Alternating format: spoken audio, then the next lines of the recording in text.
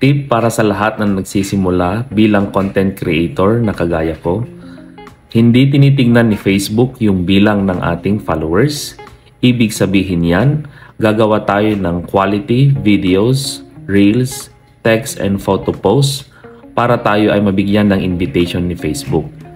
Tandaan na ang stars, ads on reels, bonus program ay by invitation lamang based sa performance ng views ng followers and non-followers. So, ibig sabihin yan, imbes na magpuyat ka sa follow to follow, ay mag-isip ka ng content na ilalagay mo sa reels and long-form videos mo at pati sa mga photo and text posts mo. So, kailangan magkaroon ka ng isang magandang content na kagigiliwan ng mga viewers at kusa silang mag-follow sa iyo. Tandaan na ang mga monetization natin ay nababayaran per view, hindi sa bilang ng followers. So, ano pa ang ginagawa mo? Mag-isip ka ng content at huwag kalimutang mag-support sa mga kapwa content creator natin. Huwag mong pipiliin dahil ang mga content creator na kasama natin ay sila din ang nagbibigay ng views sa ating mga content.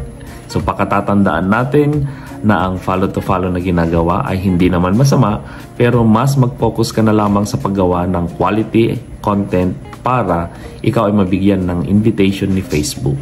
Maraming salamat. Follow for more.